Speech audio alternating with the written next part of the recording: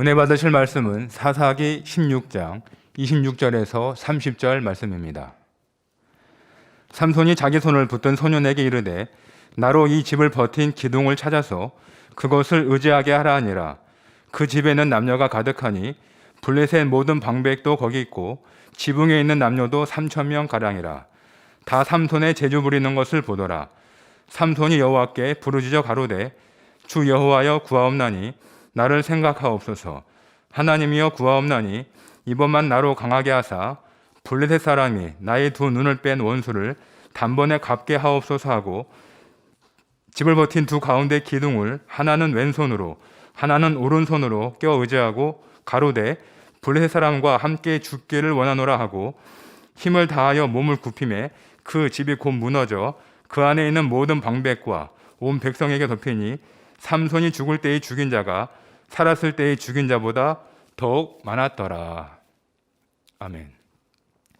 금피성가대의 찬양과 연주 후 연합성결 신학교 교장이신 문신현 목사님께서 전화위복의 새라는 제목으로 말씀을 증거해 주시겠습니다. 사랑하는 성도 여러분, 설 명절 행복하게 잘 보내셨죠? 오늘은 설 연휴 마지막 날입니다. 음력으로 하면 새로운 한 해가 출발하는 두 번째 날입니다. 양력으로는 한 달 전에 새해가 이미 출발을 했죠. 한 달이 지났음에도 불구하고 미처 신앙적인 면에서 아직 한 해 마무리를 잘 못하시고 산뜻하게 새해를 맞이하지 못하신 분들이 계신다면 다시 한번 새롭게 새해를 출발할 수 있는 기회가 주어졌으니까 오늘 선포하는 말씀을 통해서 전화위복이 되는 새로운 한 해가 되시기를 바랍니다. 본문의 이야기는 이스라엘의 사사였던 삼손이 블레셋 여인이 들릴라의 유혹에 빠져서 머리카락이 잘리고 블레셋 사람들에게 포로가 되어서 두 눈이 뽑히고 사슬에 묶여 맷돌을 돌리고 블레셋 사람들 앞에서 재주를 부리며 놀림감이 되는 신세로 전락하는 그런 이야기입니다. 자, 삼손이 어떤 사람입니까? 이스라엘의 사사였습니다. 사사는 이스라엘이 가나안 땅에 정착한 이후에 왕국을 설립하기 이전까지 이스라엘을 다스렸던 그런 지도자들을 말합니다. 왕정시대 이전이기 때문에 왕이라고 불리지는 않았지만 하나님께 세움을 받아서 왕과 같은 막강한 명예와 권세가 있는 그런 사람들입니다. 그래서 이스라엘의 많은 사람들 중에서도 가장 힘이 세고 강력했던 사사가 삼손이라고 할 수 있습니다. 이렇게 좋은 조건과 많은 장점을 가지고 있었던 삼손이지만 그 인생의 마지막은 불행하고 비참하기가 그지없었습니다. 사사로서의 명예와 권세는 땅에 떨어지고 이방인에게 포로가 돼서 조롱을 당하는 등 비극적인 신세가 되었습니다. 아무리 좋은 환경과 조건 가운데 있다 할지라도 행할 것을 행치 아니하고 행치 않아야 될 것은 행하고 지켜야 될 것을 지키지 않고 버려야 될 것을 버리지 않는다면 그 좋은 조건과 장점이 오히려 약점이 되고 불행을 초래할 수 있는 단초가 될 수 있다는 교훈인 것입니다. 그러나 다행히도 삼손은 인생의 마지막 순간에 마무리를 잘 했습니다. 그래서 오늘 본문 30절 후반부에 보면 이렇게 되어 있습니다. 삼손이 죽을 때 죽인 자가 살았을 때의 죽인 자보다 더욱 많았더라. 무슨 뜻입니까? 이스라엘을 괴롭히던 블레셋의 원수를 갚았고 사사로서의 잃었던 명예를 회복하였으며 이스라엘을 이방인의 손에서 구해내는 사명을 감당할 수 있었고 그 결과 하나님께 영광을 크게 돌릴 수 있게 된 것입니다. 제가 지난 수요일은 아니지만 예전 수요일에 마지막 때의 마지막 징조라는 제목으로 첫 번째 설교를 했습니다. 그래서 사실 오늘은 마지막 때의 마지막 징조 두 번째 설교를 해야 되는데요. 마침 이제 오늘이 음력으로 새해가 시작되는 때이고요. 또 요즘 우리가 또 성경 읽기 프로젝트를 하고 있지 않습니까? 그래서 저도 사사기를 읽다가 깨달은 부분이 있어서 이 절기에 맞춰서 전화위복의 새해라는 제목으로 이렇게 설교를 하게 된 겁니다. 마지막 때 마지막 징조 두 번째는 다음번에 설교하도록 하겠습니다. 우리 만민교회 성도님들을 삼손과 같은 그 나실인에 비유할 수가 있겠습니다. 구약에 보면 하나님께서 사용하시는 두 종류의 아주 성별된 직책이 있습니다. 하나는 제사장이고요, 또 하나는 선지자입니다. 제사장은 혈통에 따라 되는 것이고요, 선지자는 하나님의 영의 감동을 받고 되는 것인데요, 여기에 제3의 거룩한 직책이 하나 더 있습니다. 바로 나실인입니다. 나실인에 대해서는 민수기 6장에 자세히 나오는데요, 나실인에게는 두 종류가 있습니다. 하나님께서 정해 주셔서 태어날 때부터 나실인이 되는 경우가 있고요, 살아가는 동안 하나님께 헌신해서 쓰임받기 위해 스스로 소원해서 나실인이 될 수도 있었습니다. 제가 우리 만민교회 성도님들은 나실인에 비유할 수 있겠다 이렇게 말씀한 이유가 이것입니다. 우리는 그냥 교회만 왔다 갔다 하는 교인이나 신자들이 아니라 말씀과 기도로 변화돼서 성결을 이루어 하나님께 쓰임받고 영광을 돌리는 성도가 되기 위해 헌신한 사람들이기 때문인 겁니다. 삼손은 하나님께서 정하셔서 태어날 때부터 나실인이었습니다. 나실인은 하나님께 헌신한 사람들이기 때문에 금하고 지켜야 될 규례가 있었죠. 첫째는 이제 포도주와 독주를 마시면 안 됐고요, 또 두 번째로는 머리를 또 깎지 않아야 됐고요, 세 번째로는 부정한 시체를 가까이 하면 안 됐습니다. 그런데 안타깝게도 삼손은 이렇게 지켜야 될 금지사항을 어기게 된 겁니다. 그 결과는 삼손은 사사라고 하는 그 권세와 남다른 강력한 힘을 갖고 있었기 때문에 언제나 승리의 삶을 살고 행복을 누릴 수 있고 하나님께 영광을 돌릴 수 있었음에도 불구하고 도리어 실패와 후회 그리고 불행의 함정으로 빠지는 인생이 되어버리고 말았던 겁니다. 우리 만민교회 성도님들은 한국, 나아가 전 세계에 우리 믿는 사람들 중에서도 좋은 조건을 많이 갖고 있는 성도님들이 아닙니까? 당회장님이 목자로서 우리와 함께 계시지요. 성결의 복음으로 이루어진 주옥 같은 생명의 말씀들이 있지요. 하나님께서 권능을 보장해 주셔서 직무대행님을 통해 권능이 계속 지금도 나타나고 있지요. 원장님의 불같은 다니엘 철학 기도회 등 신앙인으로서 믿음 생활하면서 축복받기에 좋은 조건을 지금 다 갖추고 있습니다. 우리 이런 좋은 조건을 갖고 있는 만민의 양떼인데 아직도 응답과 치료, 축복을 받지 못한 분들이 계신다면 본문에서 삼손이 한 것처럼 마무리를 좀 잘해서 불행이 행복으로, 실패가 성공으로, 슬픔이 기쁨으로 바뀌는 전화위복의 새해가 되시기를 바랍니다. 삼손은 비록 목숨을 잃었지만은 인생의 마무리를 잘해서 멋지게 블레셋 이방인을 물리치고 명예를 회복하고 하나님께 영광을 돌리는 전화위복의 인생이 됐습니다. 어떻게 이렇게 될 수가 있었을까요? 첫 번째로 삼손은 두 기둥을 의지했습니다.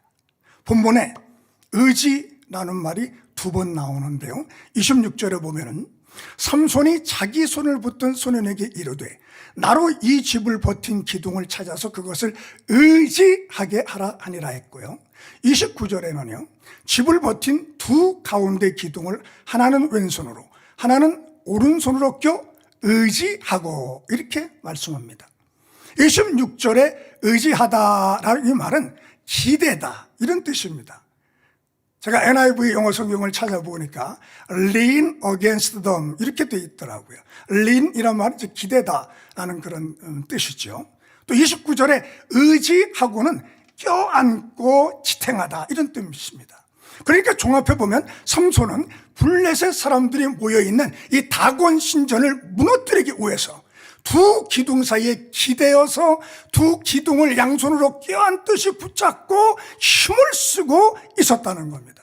삼손이 이렇게 한다고 거대한 신전의 그 기둥이 부러지고 또 신전이 무너질 수가 있겠습니까?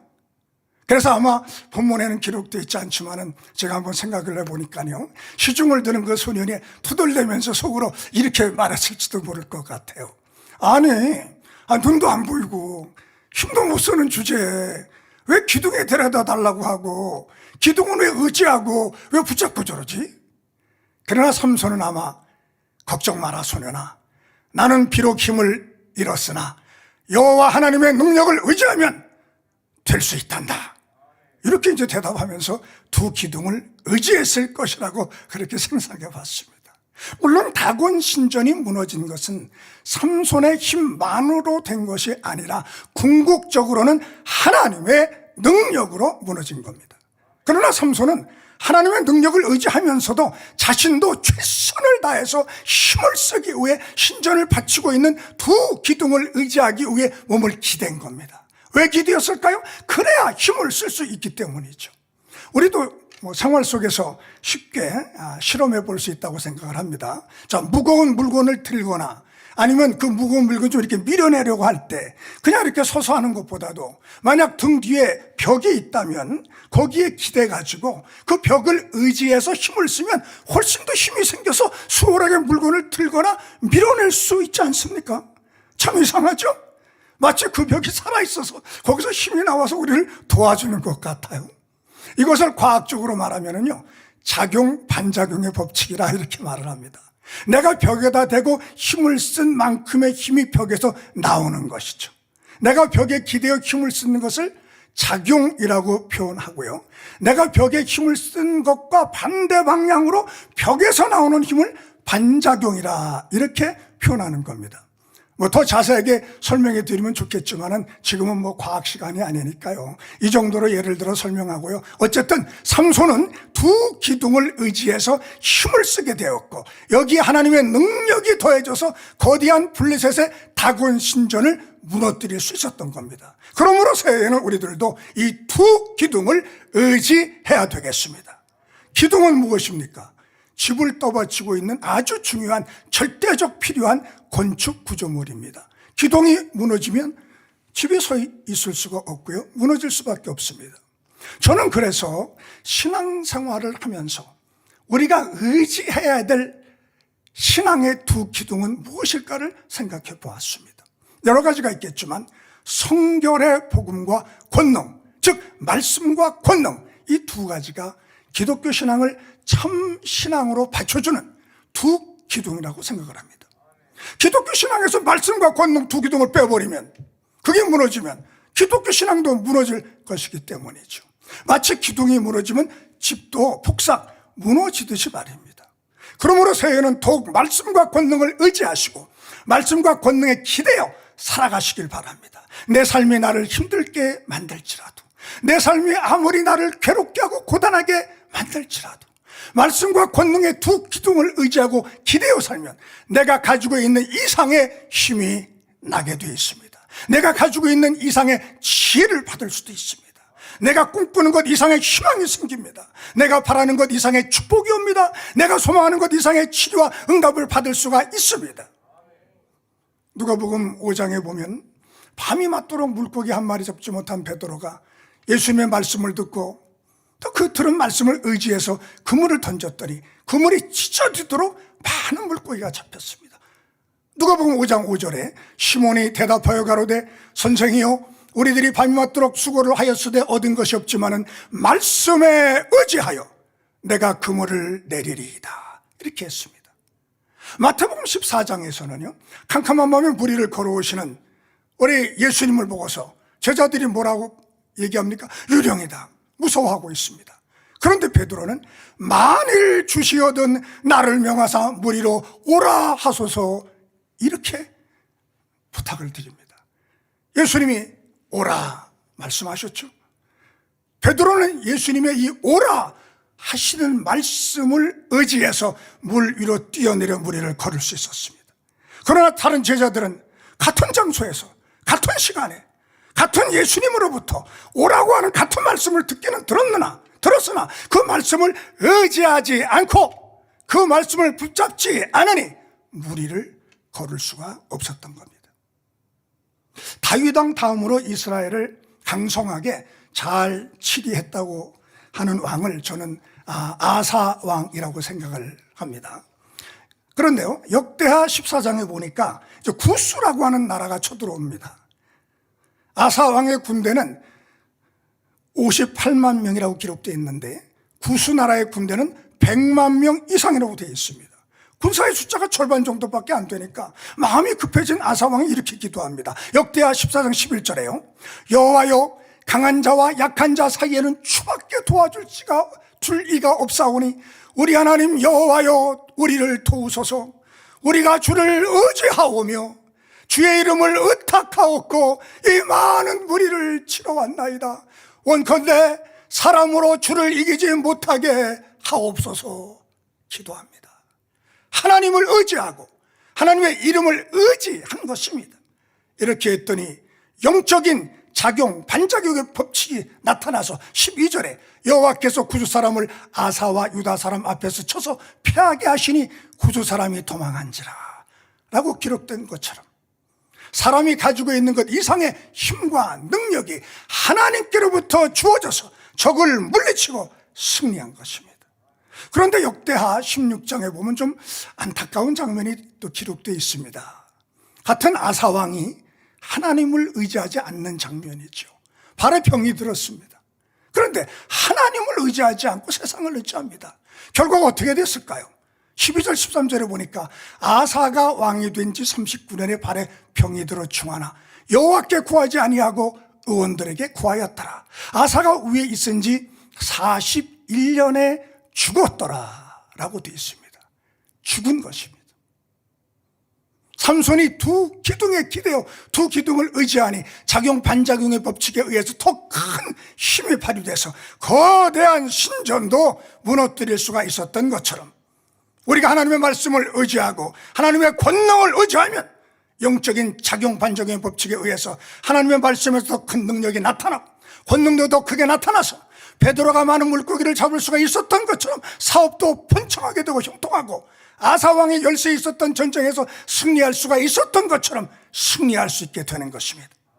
새해에는 아무리 열악한 조건과 부족한 환경에 놓여 있다 할지라도 실망하지 마시고 영적인 두 기둥엔 말씀과 권능을 의지해서 더 크게 형통하시고 은혜와 축복이 넘치는 전화위복의 새해가 되시기를 주님의 이름으로 기원해 드립니다.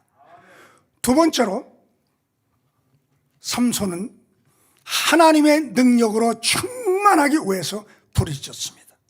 본문 28절에 삼손이 여호와께 부르짖어 가로되 주 여호와여 구하옵나니 나를 생각하옵소서.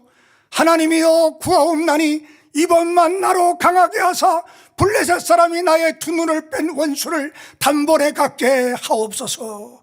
이렇게 부르짖습니다. 다곤 신전에 블레셋 사람들이 3,000명 이상 모여 있었습니다. 눈이 먼 삼손이 그들을 대상으로 원수를 갖기에는 계란으로 파헤치기 같은 불가능한 상황입니다. 그런데 원수를 갚을 수 있는 방법 다 한 가지가 남아 있습니다. 하나님께 도움을 청하는 것입니다. 부르짖어 기도한다는 것은 하나님께 도움을 청하는 것이라고 할 수 있습니다. 전쟁 상황을 한번 예를 들어서 말씀을 드려봅니다. 자, 아군이 적군에게 포위를 당했습니다. 적의 무자비한 공격으로 많은 사상자가 생기고 군사의 숫자가 줄었습니다. 탄약도 거의 다 떨어져 갑니다. 먹을 양식도 고갈되어 가고 있습니다. 잘못하면 전멸을 당할 수 있는 절체절명의 아주 위기 순간입니다. 자, 이런 상황에서 어떻게 하는 것이 좋겠습니까? 부대장은 무전병을 부릅니다. 무전병, 빨리 무전을 쳐라. 본부에 우리의 상황을 알리고 지원을 요청하라. 네, 알았습니다.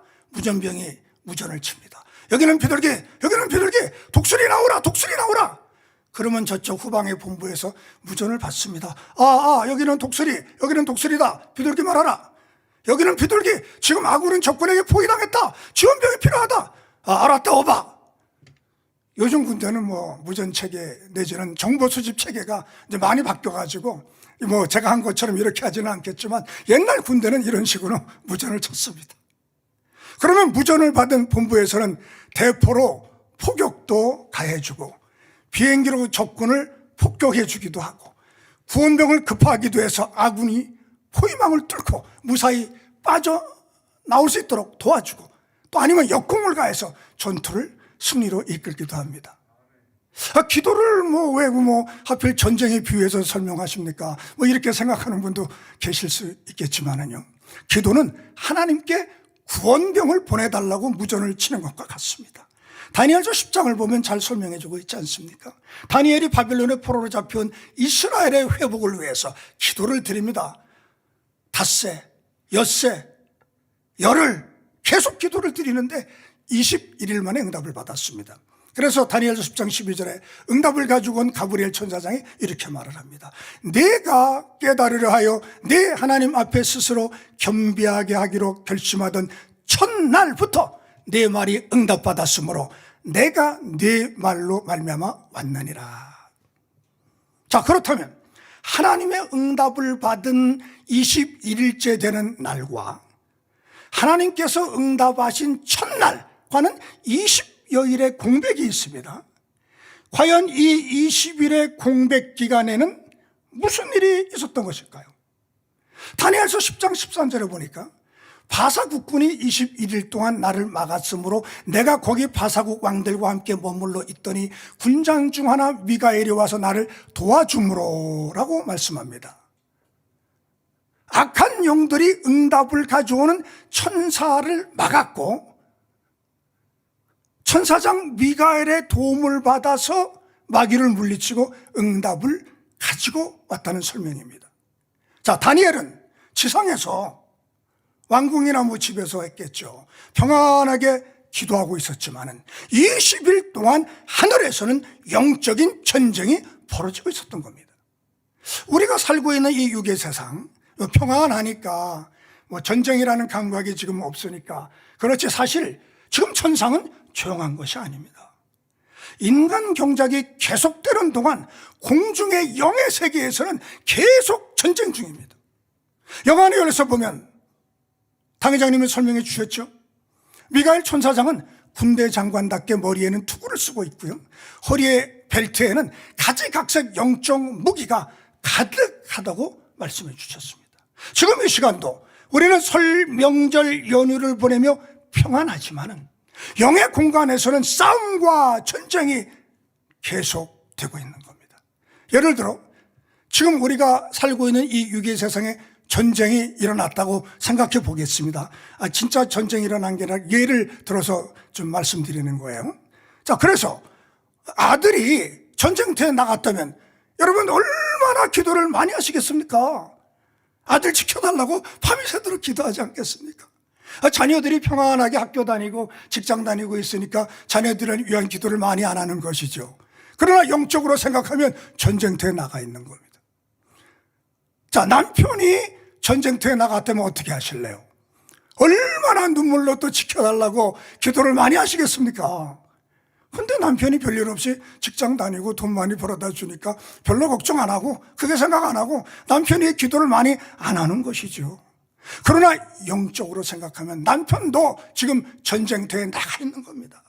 물론 지금 가정에 있는 여러분들도 영적으로는 지금 전쟁터에 있는 것입니다. 우리에게 이런 시험과 환란이 있다면 그 배후에는 어두움의 세력들이 있는 겁니다. 그 원수 마귀 어두움의 세력들이 포위망을 좁혀오면 좁혀올수록 문제는 더 커지고 질병의 병선은 더 깊어지고 좌절이 오고 절망이 오고 삶은 점점 힘들어지는 겁니다. 기도해야 됩니다. 부르짖어야 됩니다. 하나님이 계시는 하늘나라에 무전을 쳐야 됩니다. 아버지 하나님, 저 누구입니다. 지금 원수 마귀에게 포기당했습니다. 공격당하고 있습니다. 그래서 허리도 아프고 무릎도 아프고 사업도 어려워지고 일이 꼬이고 있습니다. 천군 천사를 보내주세요. 지원군을 보내주세요. 도와주세요. 이렇게 무전을 쳐야 되지 않겠습니까? 그래야 하나님께서도 알았다 오바, 곧 지원군을 보내주마. 그리고 천군 천사도 보내주시고 은혜도 주시고 능력도 베풀어 주시지 않겠습니까? 그래서 오늘 본문에서 삼손도 사방의 블레셋 사람들에게 포위당하고 있음에도 불구하고 눈은 멀었고 힘은 없으나 원수들을 물리치기 위해서 부러지셔서 하나님께 영적인 무전을 친 겁니다. 하나님이여 구하옵나니 이번 만나로 강하게 하사 블레셋 사람이 나의 두 눈을 뺀 원수를 단번에 갚게 하옵소서. 그러자 하나님께서 그 무전을 받으시고 알았다오바, 그리고 천사들을 보내주시고 신전을 바치고 있던 두 기둥이 부러지게 해주셨고 신전이 무너져 내리게 하신 것입니다. 삼손이 하나님의 능력으로 충만해지기를 선포하면서 이번 한 번만도 예전 나시린일 때처럼 강한 힘을 부어달라고 간절히 부르짖은 것처럼 우리도 강력한 힘을 받아야 되겠습니다. 어떻게 영적으로 강력한 힘을 받을 수가 있을까요? 성령 충만을 받으시면 됩니다. 그래서 우리는 성령 충만을 위해서 항상 부르짖어야 되는 겁니다. 성령의 사역과 관계된 신앙의 분야가 여러 가지가 있을 수 있습니다. 예수님을 구세주로 영접할 때 주시는 성령 세례가 그 처음이고요. 다음은 뭐 성령 충만이 있고, 또 성령 충만을 받으면 성령의 능력으로 말씀을 행할 수 있는 능력이 주어져서 우리가 말씀을 행할 때 성령께서 우리 마음에 영을 또 낳아주시죠. 그리고 성령으로 충만할 때 성령의 감동 감화를 입고 성령과 교통하는 가운데 성령의 음성 중화 인도를 받게 되고요. 성령이 충만할 때 성령의 불세례를 주셔서 우리 마음속에 비진리를 태워주시는 것이고요. 더욱 불같이 기도할 때 성령의 은사가 나타나고 결국 우리 마음속에 성령의 9가지 열매들이 맺혀가는 것입니다. 신학교에서 성령의 사역에 대해서 이제 공부도 하고 가르치면서 성령과 연결된 용어를 정리해 보니까 모두 한 12가지 정도가 되더라고요. 당회장님께서는 이 12가지 이 영적인 인물을 아주 명확하게 설명해 주셨죠. 성령 세례는 무엇이고, 성령의 충만은 무엇이고, 성령의 감동 감화 교통은 무엇이고, 성령의 불세례는 무엇인지 모두 명확히 설명해 주셨습니다. 근데 제가 이제 신학교에서 성령의 사역에 대해 가르치려고 다른 교단에서는 어떻게 정의를 내리나 한번 찾아봤거든요. 근데 놀랍게도 설명을 제대로 못하고 있는 것을 발견했습니다. 성령 세례, 성령의 은사, 성령의 열매 정도는 설명을 하고 있는데 성령 충만은 무엇이며 성령의 감동 감화 교통은 무엇인지 어린아이 수준의 설명만 나와 있음을 보고 너무 착잡하고 안타까웠습니다. 그러나 반대로 성결의 복음이 얼마나 귀한지 그 위대함을 다시 한번 새삼 느낄 수 있는 기회가 됐었죠. 당회장님은 이런 용어들의 영적인 의미들을 아주 명쾌하게 설명해 주지 않았습니까? 성령에 관한 것은요, 하나님께서 알려주시지 않으면 알 수가 없는 것이기 때문에 일반 교계에서는 육적인 지식으로 어느 정도 설명할 뿐이고 영적인 설명을 하지 못하고 있는 것이죠. 이 시간은 성령에 대해 설교하는 시간이 아니고 또 일일이 다 설명을 할 만한 시간적 여유가 없으니까요.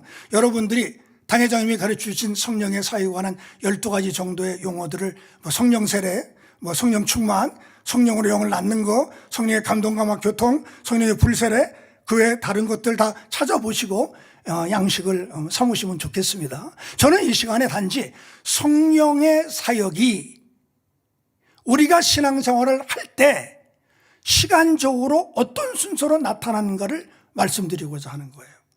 우리들이 신앙생활을 할 때 제일 먼저 성령 세례를 받아야 되는 것이죠.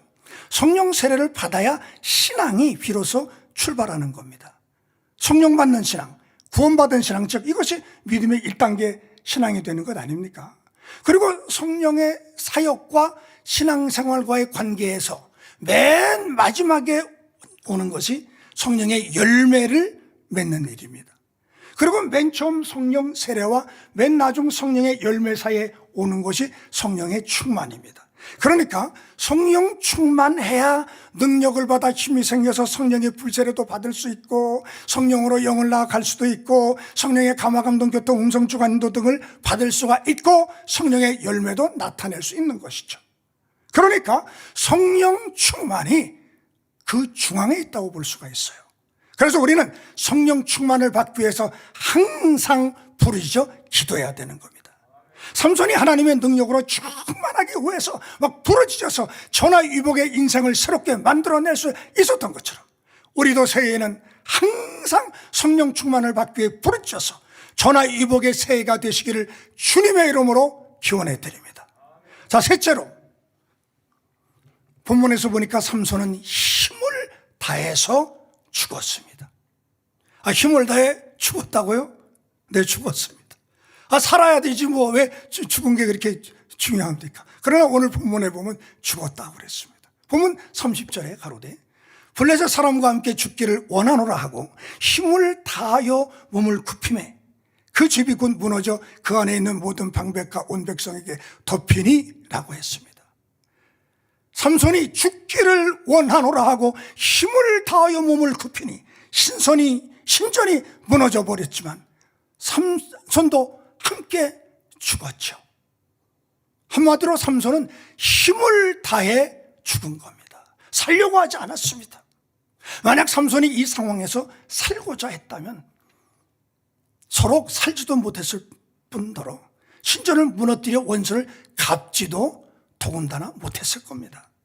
자, 임진왜란 때 나라를 살린 이순신 장군이 남긴 명언이 있습니다. 필사하면 즉생이고 필생하면 즉사이라.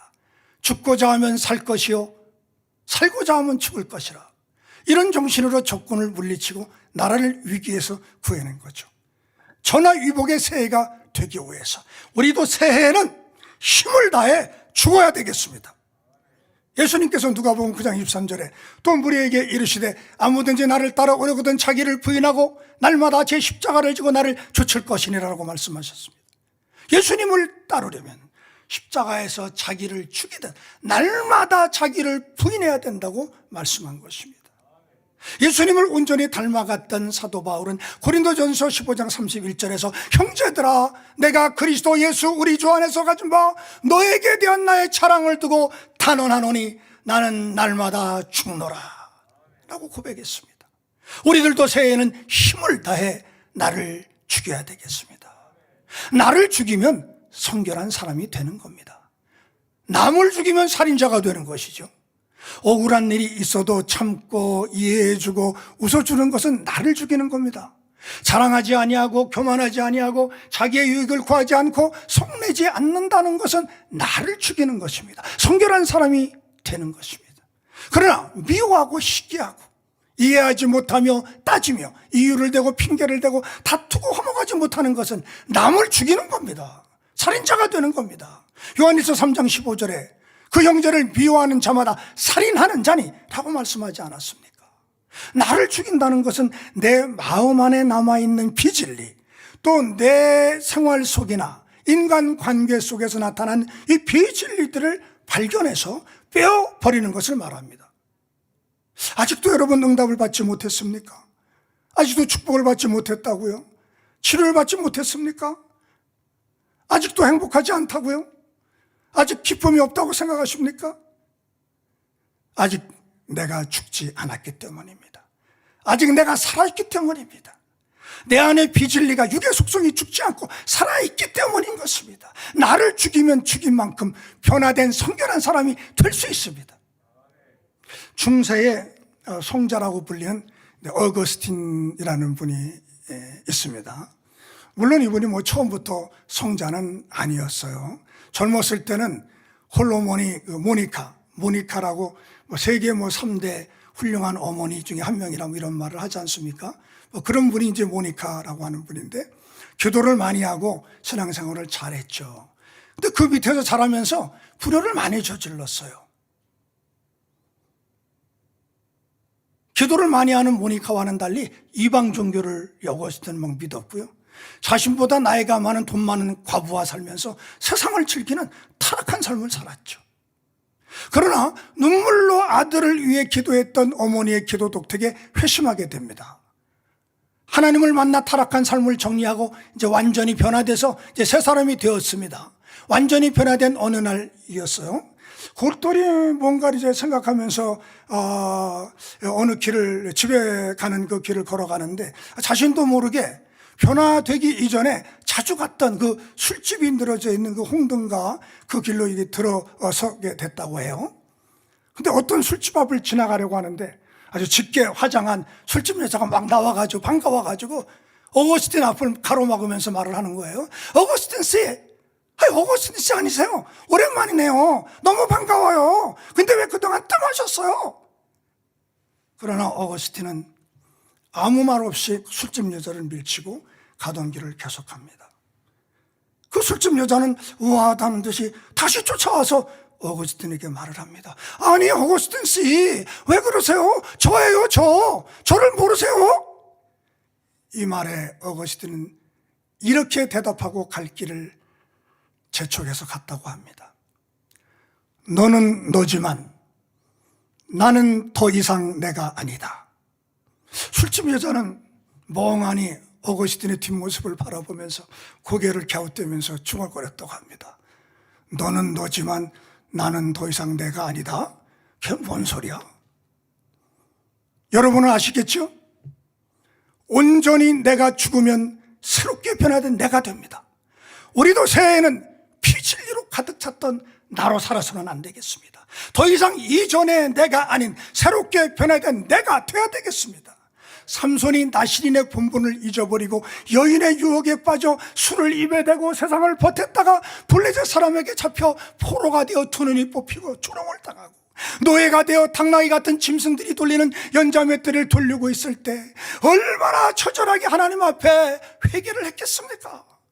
과거의 삶을 청산하고 변화돼서 힘을 다해 죽기로 작정하고 하나님을 의지할 때 블레셋 원수를 갚고 잃어버렸던 명예를 찾고 하나님께 영광을 돌릴 수 있었던 것처럼 우리도 더 이상 예전의 내가 아닌 모습으로 변화된 달라진 모습으로 살아가야 되겠습니다.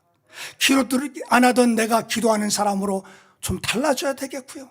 말씀을 읽지 않던 내가 말씀을 읽고 말씀을 사모하는 사람으로 달라져야 되지 않겠습니까? 온라인 예배만 드리던 내가 현장 예배도 사모하면서 나가서 봉사도 하고 안내도 하며 사명을 감당하는 사람으로 달라져야 되지 않겠습니까? 항상 꼬투리를 잡고 문제를 지적하고 불평의 말을 했던 내가 이제는 상대를 이해해주고 웃어주며 선한 말을 하고 희생해주는 사람으로 변화돼야 되겠습니다.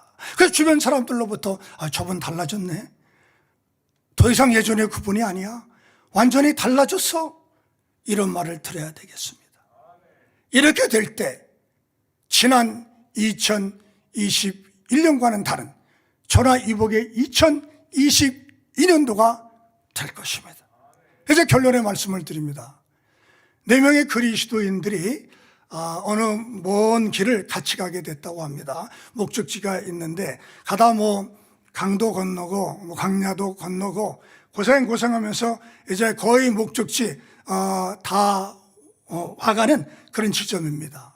그런데 갑자기 이제는 다 왔나 했는데 거대한 큰 산을 만나게 됩니다. 이럴 때 이 4명의 그리스도인들이 4가지 반응을 서로 다르게 일으켰다고 그래요. 첫째 사람은 하나님 왜 산을 만나게 하시나요? 이 험한 산, 지금도 고생해서 왔는데 왜 이런 길로 인도하시나요? 이렇게 했답니다. 이런 사람은 어떤 일이 생기면 무조건 원망하고 불평하는 이런 부정적인 사람이죠. 두 번째 사람은 하나님 돌아가는 길을 가르쳐 주세요. 또 이 산 때문에 더 이상 가고 싶지 않아요. 오러 갈까요? 자러 갈까요? 돌아가고 싶으니까 길을 알려주세요. 이런 사람은 남에게 곧잘 책임을 전가하는 연약한 믿음의 사람이고요. 기회주의자 같은 성향이 있어서 달면 삼키고 쓰면 뱉는 그런 사람들이겠죠. 세 번째 사람은 하나님 산을 옮겨주세요. 말씀에도 있는 것처럼 산을 바다에 빠뜨려 주세요. 믿습니다. 좀 믿음이 좋은 것 같지만 하나님께 다 맡기고 자기가 할 일을 안 하는 사람들입니다. 권리만 주장하고 의무는 행치 않는 사람들이죠. 마지막 4번째 사람은요, 하나님 제게 이 험한 산을 넘어갈 힘과 용기를 주시옵소서, 이렇게 하는 사람이에요. 우리 모두 이런 사람이 되어야 되지 않겠습니까? 이렇게 4번째 같은 사람이 되기 위해서는 오늘 제가 드린 말씀처럼 3가지를 행하셔야 되겠습니다. 첫 번째는 말씀과 권능이라는 두 기둥을 굳게 붙잡고 의지해야 됩니다. 두 번째는 하나님의 능력으로 충만하기 위해 부르짖어 성령 충만을 항상 구하셔야 됩니다. 세 번째는 힘을 다해 나를 죽이고 변화돼서 더 이상 내가 아닌 내가 되어야만 되겠습니다. 이러한 사람들이 되어서 전화위복의 새해를 만들어가는 여러분들이 다 되시기를 주님의 이름으로 기원해 드립니다. 말씀을 상고하면서 함께 기도하겠습니다. 아버지 하나님, 크신 은혜, 크신 사랑에 감사를 드립니다. 삼손이 좋은 조건과 좋은 환경을 가졌지만은 하나님 앞에 규례를 어길 때 그 마지막이 불행으로 치달았습니다.